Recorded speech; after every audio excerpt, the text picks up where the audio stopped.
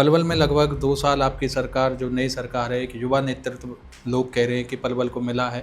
तो किस तरीके का काम पलवल में हुआ है? आपको लगता है कि पलवल शिक्षा में सुधरा है? जी। महिलाओं के बारे में किस तरीके से आपकी भाजपा सरकार या आपकी भाजपा पार्टी सोचती है? मतलब कि जो लोग अपनी रोज़ी-रोटी कमाने जाते हैं, उनके लिए वो ज़रूरत की चीज़ है। मैम, भाजपा एक ऐसा काम करती है कि एक पेड़ माँ के नाम, पर्यावरण के लिए भी एक पेड़ माँ के नाम, किस तरीके का ये मूवमेंट है? स्वच्छता के लिए भी अभियान चला देते हो आप, स्वच्छ भारत मिशन, स्वच्छता दिखती नहीं है। नमस्ते पलवल, मैं अजय चौहान। पलवल की जाने-मानी महिला लता भारद्वाज जी हमारे साथ मौजूद हैं। काफ़ी स्वयं में सहभाव उनका है, जैसा कि आप सभी के बीच में वो रही हैं और भाजपा पार्टी में लंबे समय से अपने कार्य को कर रही हैं। लोगों से जैसे सुनने में उनके बारे में आता है कि एक कर्मठ हैं, जुझारू हैं और हमेशा हर वर्ग की बात सुनने को तत्पर रहती हैं। लता जी, ऐसी पृष्ठभूमि आप हमारे यहाँ आई हैं, आपका संस्कृति न्यूज़ पर काफ़ी स्वागत है। धन्यवाद। आपने हमारा सम्मान किया, उसके लिए आप सभी का, संस्कृति न्यूज़ का बहुत बहुत धन्यवाद। और आप जो ये बोल रहे हो, शायद मैं इसके काबिल ना हूँ, इसके लायक ना हूँ। ये आपका बहुत मेरे ऊपर उपकार है कि आपने मेरे बारे में इतना सोचा, इतना अच्छा सोचा। मैंने मैम कुछ सोच कर नहीं बोला, ये लोगों में जो आपकी बात है वो बस रखी है, लोग इतना पसंद करते हैं आपको। जी, मैं पलवल में लगभग 2 साल आपकी सरकार, जो नई सरकार है, एक युवा नेतृत्व लोग कह रहे हैं कि पलवल को मिला है। तो किस तरीके का काम पलवल में हुआ है? पलवल में जो काम हो रहे हैं वो तो देखो, कोई भी किसी से भी अनदेखा नहीं है। हर इंसान ये कह के चल रहा है कि पलवल बदल गया है। हमारे भी रिलेटिव्स आते हैं तो यही कहते हैं कि ये वही पलवल है। यहाँ से गुजरते हैं, जैसे नई नई लाइटें, जैसे तिरंगा लाइट लगी हुई है, और आगरा चौक पे जो रथ की वो बनाई है भगवान कृष्ण की और अर्जुन की। तो इसको लेके लोगों में बहुत उत्साह है, बहुत मतलब लोग पॉजिटिव इसे देख रहे हैं कि आने वाले समय में पलवल बहुत आगे जाने वाला है। हमारे पलवल में हर रोज़ नई नई योजनाएं आ रही हैं, नए नए विकास हो रहे हैं। हमारे यहाँ स्टेडियम बन रहा है, सुभाष चंद्र बोस स्टेडियम है, वो हमारे बहुत अच्छी लागत से वो उसे बनाया जा रहा है। और हमारे यहाँ जैसे मेडिकल कॉलेज भी आ रहे हैं, मेट्रो भी आने वाली है, जैसे हमारे यहाँ सारी ब्रांड्स आ रही हैं। जब विकास हो रहा है तो ब्रांड्स भी अपने आप आएंगी। तो मेरा कहने का मतलब ये है, पलवल बहुत आगे जाने वाला है। जैसे कि अभी तो 2 साल भी माननीय मंत्री जी को नहीं हुए हैं यहाँ पे, जैसे युवा नेता आए हैं और उनकी जैसे अच्छी सोच और खुले विचार जैसे हैं उनके, और उन्होंने अपने पलवल को एकदम समृद्धि की ओर और विकास की ओर उन्होंने बढ़ा दिया है। तो मैं मंत्री जी का भी बहुत बहुत धन्यवाद देना चाहूँगी कि हमारे पलवल क्षेत्र को उन्होंने इस जगह हम पहुंचा दिया है। जी, मैम, पलवल के बारे में आप काफ़ी अच्छी बातें भी कर रही हैं और लोग भी कहीं न कहीं ये कह रहे हैं कि पहले पलवल में 12 कोच नहीं देखे बच्चों के लिए, जो स्टेडियम का ज़िक्र आपने किया, वो ऐसा पहली बार हुआ? हाँ जी, पहले किसी खेल के उसमें कहीं ऐसे इतने हमने कोच नहीं देखे। बच्चों को हमेशा सुविधाओं की कमी थी, बाहर जा रहे थे बच्चे, जैसे कोई कहीं जा रहा है, सोनीपत जा रहा है, कोई कहीं जा रहा है। हमारे पलवल क्षेत्र के अंदर कोचों की कमी थी। आज कोच भी अच्छे मिल रहे हैं बच्चों को, और खेल में भी, जैसे क्योंकि हमारे खेल मंत्री गौरव गौतम जी हैं, तो खेल में भी बच्चों को आगे उनका वो अवसर मिल रहा है। पूरे हरियाणा में अगर आज आप पलवल का, जैसे आपने कहा कि पलवल बदल रहा है, आप पूरे हरियाणा में, जहाँ तक है मुझे उम्मीद है और ये विश्वास भी है कि आपने तो पूरा भ्रमण किया है, तो क्या कुछ आप उन ज़िलों से, उन शहरों से अलग आज पलवल में और भी कुछ देख रही हैं? देखो, देखने को तो बहुत सारी चीज़ें हैं। देखो कितनी सड़कें देख रहे हो आप। पहले गांव में सड़कें टूटी हुई थी, अब हर गांव में, हर क्षेत्र में, कहीं भी किसी छोटे भी गांव में जाकर देख लीजिए, सड़कें पूरी तरह से बहुत अच्छे से बनी हुई है। और हर जगह काम हो रहे हैं, कोई जगह ऐसी नहीं है। गाँव में भी पार्क बन रहे हैं।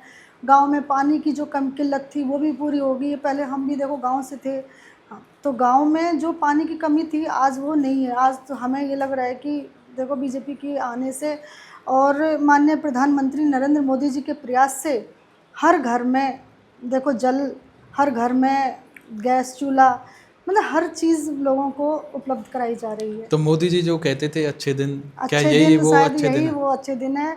और मैं तो ये कहती हूँ, और आगे भी बीजेपी सरकार आएंगे तो और भी बहुत ज़्यादा अच्छे दिन हमारे देश जी। को मिलने वाले हैं। तो मैम शिक्षा के स्तर पर बात कर लें, आपको लगता है कि पलवल शिक्षा में सुधरा है? बिल्कुल सुधर रहा है हर चीज़ की। देखो आज हमारी कितनी बेटियां हैं जो हमारी यूपीएससी में अपना टॉप कर पाई हैं। मैंने खुद ने जाके उनको सम्मानित किया है, और हमारे माननीय खेल मंत्री जी ने हर जगह जा जा के बहनों लड़कियों को, लड़के भी आए हैं ऐसी बात नहीं है, लेकिन बेटियां सबसे ऊपर हैं।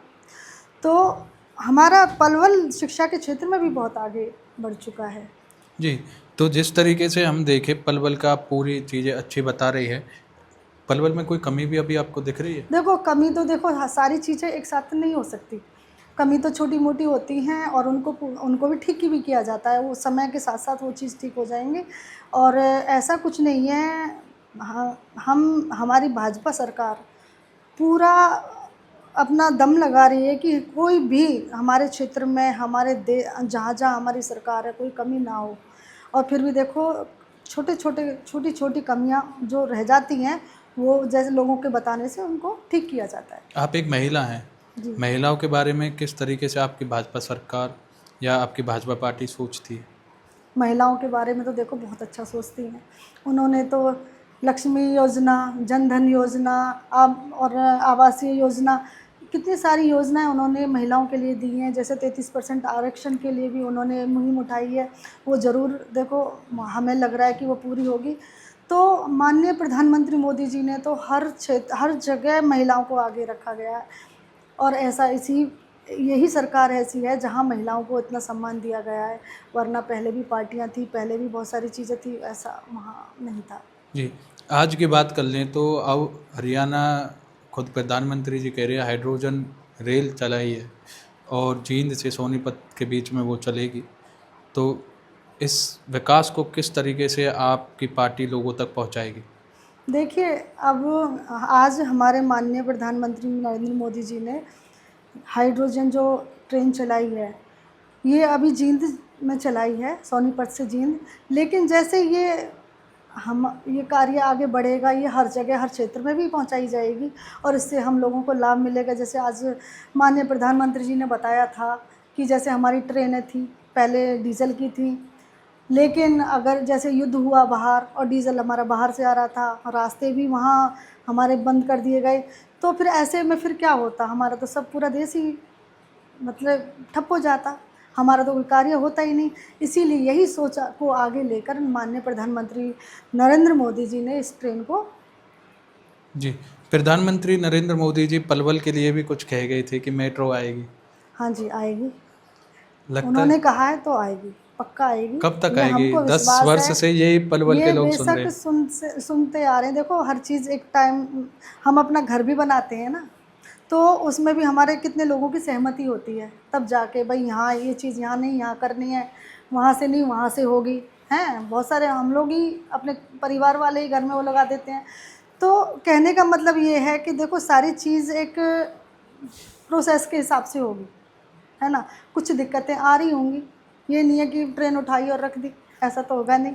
वो धीरे धीरे जैसे प्रोसेस आगे बढ़ेगा, वो कार्य पूरे होंगे। लोगों का एक सवाल ये भी है कि पलवल बदल भी रहा है और हरियाणा भी बदल रहा है, लेकिन पलवल में ही लोकल ट्रेन्स का मुद्दा भी आपने सुना होगा, वो भी एक मुद्दा बन चुका था। लोकल ट्रेन्स का, हाँ, जो बंद हुई थी कोरोना काल में। देखिए कोरोना काल में तो इतनी आयात नहीं थी अब कहीं तक नहीं चल पाई वो। अच्छा, वो अब तक नहीं चल पाई है। देखो किसी कारण से उनकी जगह और बहुत सारी सुविधाएं दी हैं, ये नहीं है वो बंद हो गई है तो लोगों को क्या है, एक मुद्दा चाहिए, बट ट्रेन बंद हो गई है तो उसी पे मुद्दा उठा लो। लेकिन आप ये भी तो देखो उसके अलावा और क्या हुआ है, उसके अलावा भी तो बहुत सारी चीज़ें हो रही हैं। वो किसी कारण से बंद की हुई होगी, लेकिन आगे भी तो बहुत सारे और कार्य हो रहे हैं, नई नई चीज़ें भी तो हो रही हैं। हम एक ही चीज़ को थोड़ी नहीं पीटते रहेंगे कि भाई ये चीज़ नहीं हुई है तो इसी को, लेकिन वो नई नई टेक्नोलॉजी आ रही हैं, नई नई चीज़ें देश के अंदर आ रही हैं, तो उन पर ध्यान दें हम। वो तो उनकी ज़रूरत की चीज़ें, आवाजाही उनकी दिल्ली से, और मतलब कि जो लोग अपनी रोजी रोटी कमाने जाते हैं उनके लिए वो ज़रूरत की चीज़ है। देखिए ज़रूरत की ये ट्रेन का जो मुद्दा है, ये है यहाँ से ट्रेन कितना जाएगी, बल्लभगढ़, बल्लभगढ़ से फिर मेट्रो है ना। बल्लभगढ़ यहाँ से ज़्यादा दूर है नहीं। तो कहने का मतलब ये, यहाँ से ट्रेनें उतनी पर्याप्त चल रही हैं जितनी हम लोग यहाँ से जॉब करने जाते हैं। उतनी ट्रेन चल रही हैं, बाकी बसेस भी चल रही हैं, उन पे भी तो ध्यान दें। मैम भाजपा एक ऐसा काम करती है कि एक पेड़ माँ के नाम, पर्यावरण के लिए भी एक पेड़ माँ के नाम, किस तरीके का ये मूवमेंट है? एक ये मतलब माँ के नाम, जैसे हम लोग अपनी माता को बहुत प्यार करते हैं, अपनी माँ को, माँ ने हमें जन्म दिया है, तो हर जब इंसान माँ को प्यार करेगा, माँ को आगे रखेगा ना, तो सोचेगा कि कसम भी खाई जाती थी तो माँ की कसम पहले टाइम में, तो माँ को सबसे ऊपर रखा गया है। इसलिए अगर माँ का नाम लिया, एक पेड़ माँ के नाम, तो बंदा हर कोई पेड़ लगाने की सोचेगा ही। स्वच्छता के लिए भी अभियान चला देते हो आप, स्वच्छ भारत मिशन, स्वच्छता दिखती नहीं है, दिख रही है आपको? देखिए, स्वच्छता दिखती है, सफाइयाँ हो रही हैं, लेकिन कुछ या तो अपोजिशन पार्टी की लगा लो या कुछ हम लोग ही, खुद हम लोग ही गंदगी, मेरे सामने मैंने खुद में लोगों को देखा, आएंगे डब्बे उठाएंगे सामने 20 रोड पे डाल देंगे, ये भी ठीक नहीं है। तुम बदनाम, सरकार को बदनाम करना चाह रहे हो, दूसरी तरह से करो, कूड़ा डाल के थोड़ी करोगे बीच में मन से जा। मेरे खुद है, मुझे बड़ा दुख होता है ये देख कर कि मेरे सामने कूड़े उड़े ले जा रहे हैं, किस किस को बोले, क्या क्या बोले, न सुन के अंदर से दुख होता है, देख कर ना आंखों में भी वो आ जाता है कि देखो अपने देश को, अपने ज़िले को ये लोग गंदा कर रहे हैं, बदनाम कर रहे हैं, गंदगी फैला करके, ये भी ठीक नहीं है। तो सरकार अगर एक अच्छी व्यवस्था उन्हें देगी तो उन्हें जगह नहीं मिल पाएगी? देखो, व्यवस्था है, गाड़ियाँ आ रही हैं, हर रोज़ गाड़ियाँ आती हैं, लोग क्या है, सुबह गाड़ी आएगी उस टाइम नहीं उठेंगे, है ना, फिर बाद में उठेंगे आराम से, फिर अपना कूड़ा कहीं भी डाल आएंगे। ये लोगों की कमी है, सरकार की कमी नहीं है। किस तरीके से लोग समझेंगे, किस तरीके से लता भारद्वाज जी भी लोगों को समझाना चाहती है? तो मैं तो यही समझाना चाहती हूँ, देखो पहले भी, अब तो सरकारें कर रही हैं खुद साफ़, पहले टाइम में जब सरकारें खुद साफ़ नहीं करती थी, पहले भी देखो अपने अपने घर के सामने हर कोई झाड़ू लगाता था, ठीक है, अपना कूड़ा खुद उठाता था, बाहर डाल के आता था जहाँ एक जगह होती थी। मैं मानती हूँ अब वो टाइम नहीं है, आप लोग वहाँ नहीं जा सकते, कम से कम इतना तो कर सकते हो, आप जितने एरिया में आपका घर है, आप अपने घर से अंदर से साफ़ करवाते हो, उतने एरिया में तुम आप अपने बाहर से भी साफ़ करवा सकते हो, ठीक है। और अपने हाथ से देखो, कूड़ा उठाना कोई बुरी बात नहीं है, हर कोई बाहर भी जाके, विदेशों में भी जाके देखो ना, खुद ग्लव्स पहन के खुद अपना कूड़ा उठा के एक साइड रखे। मैं भी कई जगह गई हूँ विदेशों में, वहाँ काली थैलियाँ रखी होती हैं, और सभी जो दुकानदार हैं, जो भी अपने ये रेडिया वाले हैं, कोई भी हैं, उनके एक ब्लैक कलर का बोरा होता है, वो उठा के वो अपनी अपनी दुकान के आगे रख गार्बेज देते हैं। पैकेट। हाँ, तो वो रख देते हैं, तो वो गाड़ी आती है, और सरकारी गाड़ी आती है, उसको लेके चली जाती है। अगर मैम आप कंफर्टेबल हो तो ये बताने में कि आपकी जो अब तक की लाइफ स्टाइल है किस तरीके की रही है, लोग जानना भी चाहते होंगे, क्योंकि कमी अगर जानते भी हैं तो आपको स्वभाव के अनुसार जानते हैं। आपकी पर्सनल जो लाइफ स्टाइल के बारे में आप बताना चाहें, अगर मेरी लाइफस्टाइल, इसमें कंफर्टेबल मेरी हो, बड़ी संघर्ष किस वाली, तरीके से पढ़ाई रहा, किस तरीके से आपका संघर्ष रहा? मेरी बहुत संघर्ष भरी लाइफस्टाइल रही है। आप जैसे लोग, आप मुझे हंसता खेलता जानते हो ना, मेरी लाइफ इतनी इजी भी नहीं रही है, जी, ताकि आप अगर जिस चीज़ों में आप बताना चाहो, जो आपको अच्छा लगे कि ये लोगों तक पहुंचना चाहिए, अगर कोई आपके संघर्ष से सीखे भी। मैं तो ये कहती हूँ, देखो अपना जो मेहनत का टाइम है, उस पर पूरा दम लगा दो, पूरा समय लगा दो। मेरे पापा कहते थे, मेरे पापा अब इस दुनिया में नहीं है, तो मेरे पापा कहते थे कि बेटा, एक टाइम में बहुत मेहनत करनी पड़ती है, या तो आप पहले कर लो या आप बाद में कर लो। जो पहले मेहनत कर लेंगे वो बाद में आराम से रहेंगे, जो आप बाद में, जो पहले आराम कर लेंगे फिर उनको बाद में मेहनत करनी पड़ेगी, लेकिन वो मेहनत कुछ काम की नहीं हुई। हम अपने पापा के नक्शे कदम पर चलते आए हैं, और उनके कहे अनुसार हमने मेहनत की है, और प्रभु की इच्छा से आज ठीक ठाक है। मैं भी आपको जानता हूँ, आप सुबह से राजनीति, फिर आपकी एक योगा क्लासेज भी चलती है, जुम्मा, जिस तरीके से आप लोगों के लिए ऐसे फ्री में अपनी ये सारी चीज़ें करती हैं, किस तरीके से ये कर पाती हैं?